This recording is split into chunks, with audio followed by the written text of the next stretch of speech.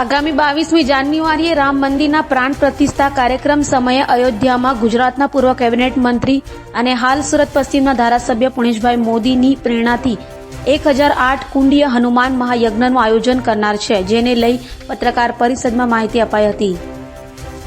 આગામી 22મી જાન્યુઆરીએ રામ મંદિરના પ્રાણ પ્રતિષ્ઠા કાર્યક્રમને લઈ અયોધ્યામાં 1008 કુંડીય હનુમાન મહાયજ્ઞ યોજાશે. આ મહાયજ્ઞ ગુજરાતના પૂર્વ કેબિનેટ મંત્રી અને સુરત પશ્ચિમ વિધાનસભા ધારાસભ્ય પુણેશભાઈ મોદીની પ્રેરણાથી યોજાશે. મહાયજ્ઞ આગામી 14મી જાન્યુઆરીથી 22મી જાન્યુઆરી 2024 સુધી યોજાશે, ત્યારે તેની તૈયારી પૂરજોશમાં ચાલી રહી છે. આ મહાયજ્ઞમાં સુરતના 324 યુગલો જોડાશે. જગદુરુ સ્વામી શ્રી રામભદ્રાચાર્યજી મહારાજના 75મા જન્મદિવસ નિમિત્તે યોજાશે. મહાયજ્ઞ સ્વામી શ્રી રામભદ્રાચાર્યજી 75મા જન્મદિવસ નિમિત્તે 75 લાખનો ચેક અર્પણ કરવામાં આવશે. કાર્યક્રમમાં દેશના વડાપ્રધાન નરેન્દ્રભાઈ મોદી, રાષ્ટ્રપતિ શ્રીમતી દ્રૌપદી મુર્મુજી સહિત અનેક મહાનુભાવો ઉપસ્થિત રહેશે. શ્રી અયોધ્યામાં શ્રી રામલલાની પ્રાણ પ્રતિષ્ઠાના ઐતિહાસિક અવસર પર મહાયજ્ઞનું આયોજન કરાશે.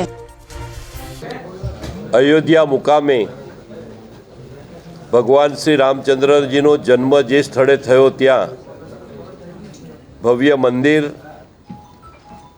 તારીખ 22 જાન્યુઆરીના રોજ પ્રાણ પ્રતિષ્ઠા અને લોકાર્પણ કાર્યક્રમ પરમ આદરણીય પ્રધાનમંત્રી શ્રી નરેન્દ્રભાઈ મોદી સાહેબ દ્વારા થવાનો છે. પરંતુ તે પહેલાં 9 દિવસ સુધી મકર સંક્રાંતિના શુભ અવસર પર 14 જાન્યુઆરીથી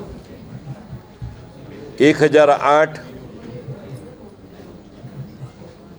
ભગવાન શ્રી હનુમાન મહાયજ્ઞ એનું આયોજન કરવામાં આવ્યું છે. 1008 કુંડી આ યજ્ઞમાં 324 જેટલા યુગલો એ સુરત મહાનગરથી જવાના છે. 14 જાન્યુઆરી મકર સંક્રાંતિના શુભ દિને પરમ આદરણીય શ્રી રામભદ્રાચાર્ય મહારાજનો 75મો જન્મદિવસ છે. તો આ પ્રસંગે સુરત મહાનગર તરફથી ₹75 લાખનો એક ચેક પણ ભેટ કરવામાં આવશે. સાથે સાથે મકર સંક્રાંતિના શુભ દિવસે અયોધ્યામાં 75,000 જેટલા દીવા પ્રગટાવવામાં આવશે. 75 જેટલી નદી અને 75 જેટલા તીર્થ સ્થાનોમાંથી પવિત્ર માટી એકત્ર કરીને પરમ આદરણીય શ્રી રામભદ્રાચાર્ય મહારાજનો અભિષેક પણ કરવામાં આવશે. અને આ પ્રકારે એક ભગવાન શ્રી રામનું મંદિર ભવ્ય બને પ્રાણ પ્રતિષ્ઠાના પૂર્વે 14 તારીખથી એક ધાર્મિક શુભારંભની શરૂઆત કરવામાં આવશે. અને ત્યારથી 14 તારીખથી સતત 9 દિવસ સુધી આ શ્રી હનુમાન મહાયજ્ઞ પૂર્ણ થશે અને ત્યારબાદ તરત પ્રાણ પ્રતિષ્ઠાની શરૂઆત થશે. તો આ પ્રકારના કાર્યક્રમમાં સુરત મહાનગર અગ્રેસર છે.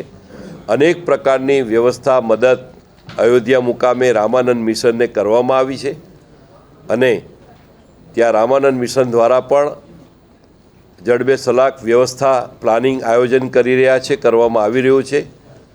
તો 11 તારીખ, 12 તારીખ અને 13 તારીખે સુરત મહાનગરથી લોકો અયોધ્યા તરફ આ શ્રી હનુમાન મહાયજ્ઞમાં ભાગ લેવા નીકળનાર છે. ત્યારે આપના મારફતથી સૌને જાણકારી આપવાનો આ એક શુભ પ્રયત્ન છે.